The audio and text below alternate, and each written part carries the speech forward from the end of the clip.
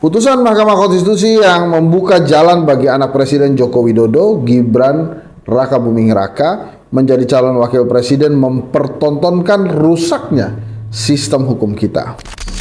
Ibarat pertandingan sepak bola, Hakim Konstitusi telah menjadi pemain ke-12 yang berpihak.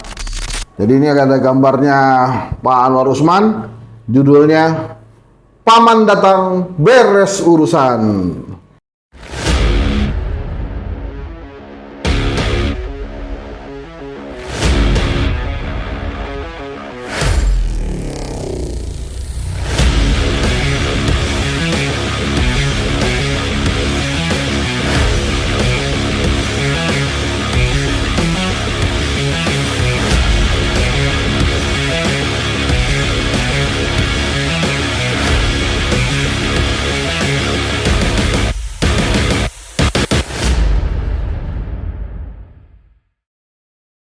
Nah ini kita baca nih Tempo terbaru nih ya.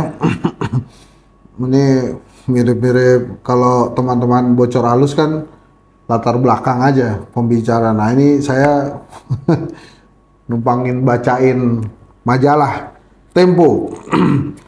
Skandal Mahkamah Keluarga, kata Tempo nih. Ini Tempo 23 sampai 29 Oktober 2023. Ketua Mahkamah Konstitusi Anwar Usman ditengarai bermanuver memuluskan jalan Gibran Rakabuming Raka menjadi calon wakil presiden melalui uji materi undang-undang pemilu. Ada gerilya mengintervensi Hakim Konstitusi. Bilangnya sih halaman 30, cuma kita bacakan aja opininya ya. Halaman 27 nih.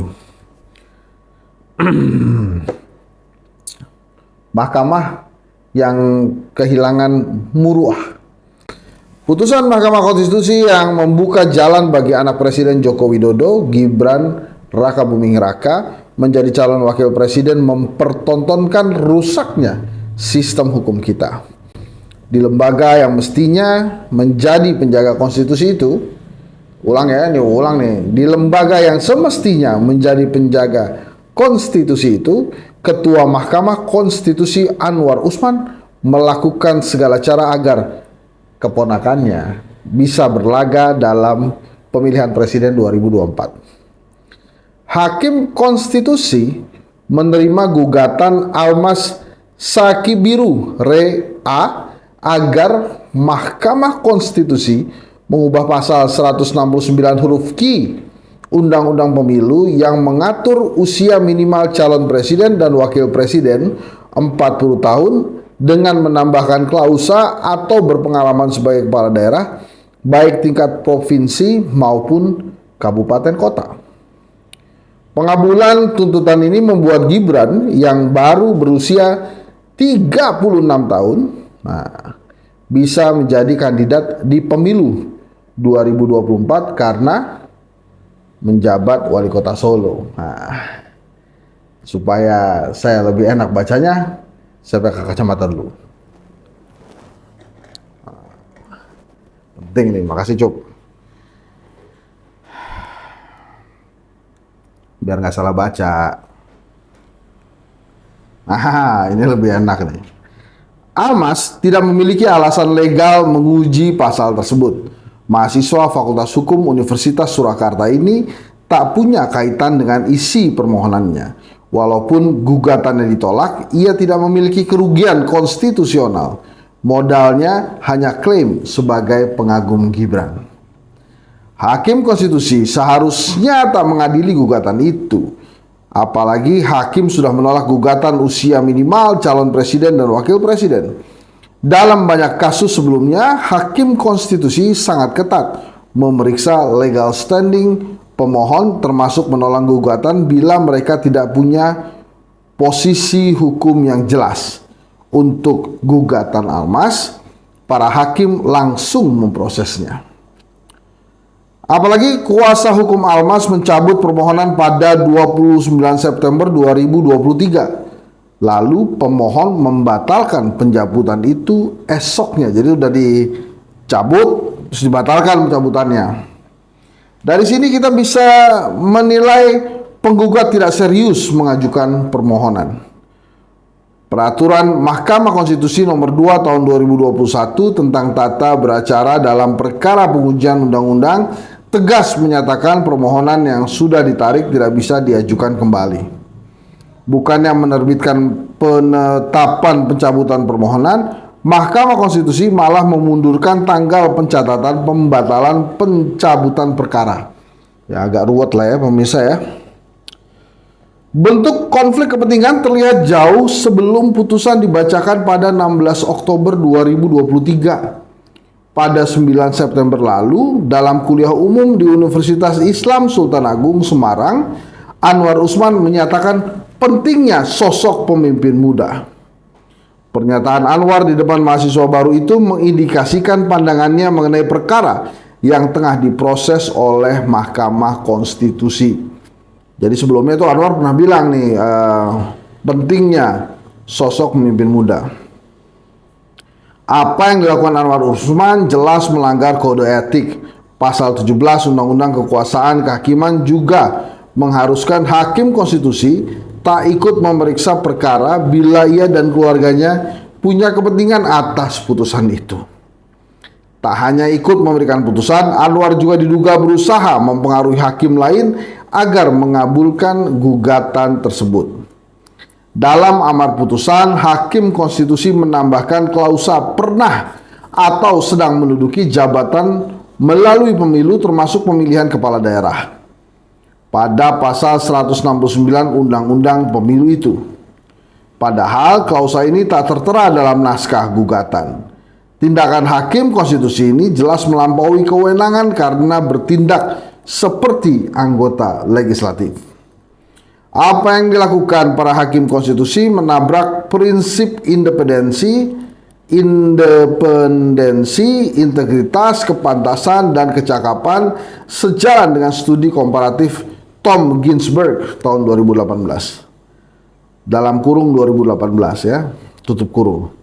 Ginsberg menemukan pembalikan demokrasi di banyak negara terjadi karena pembajakan pengadilan konstitusi. Caranya mengendalikan komposisi hakim dari proses penunjukan hingga penggantiannya. Pembajakan terhadap Mahkamah Konstitusi Indonesia dimulai saat perwakilan rakyat mencopot Hakim Aswanto karena ia acap menganulir undang-undang yang disahkan DPR. Dengan pembajakan itu sulit membayangkan Mahkamah Konstitusi menjadi wasit yang adil jika mereka menyelesaikan sengketa pemilu 2024. Ibarat pertandingan sepak bola, Hakim Konstitusi telah menjadi pemain ke-12 yang berpihak. Untuk mencegah krisis berlanjut, Majelis Kehormatan Mahkamah Konstitusi harus menggelar sidang etik mengusut dugaan pelanggaran para hakim termasuk Anwar Usman. Meski tidak menggugurkan putusan, Majelis Kehormatan bisa memecatnya. Bersih-bersih ini penting untuk mengembalikan muruah Mahkamah Konstitusi sekaligus mencegah kemunduran demokrasi. Nah, gitu. Katanya berita selanjutnya ada di halaman 30, kita lihat aja.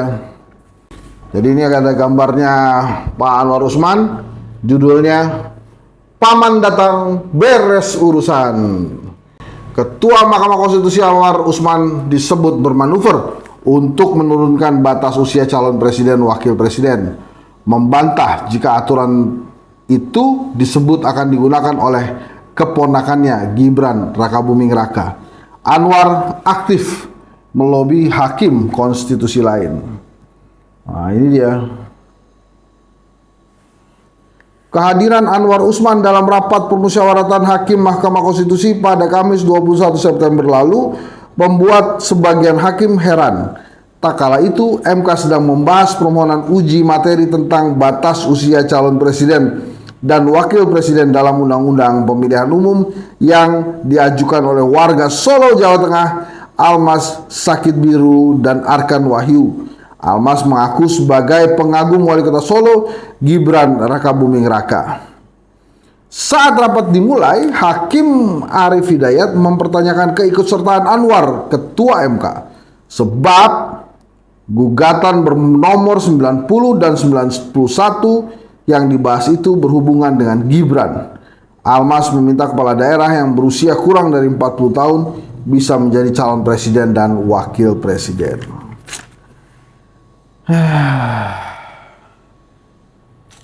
Ya itulah ya. Jadi tentang apa ini judulnya? Skandal Mahkamah Keluarga kata Tempo ya. Nah ini juga ada dari MK untuk putra presiden. Wah ini ada fotonya Pak Anwar Usman juga. Kemudian selanjutnya ada timbul tenggelam nama Gibran ya. Tentu saja persaingan dengan Pak Erick Thohir sebagai calon wakil presiden Prabowo Subianto. Jadi gitu teman-teman. Kita bahas sedikit lah. Sudah lama kita nggak baca opininya majalah Tempo ya, baru saya tadi kita baca.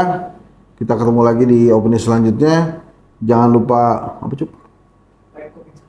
Like, komen dan subscribe. Nah ini terima kasih juga. Kita udah lebih 4.000 jam nih alhamdulillah. Jadi kita tingkatkan terus.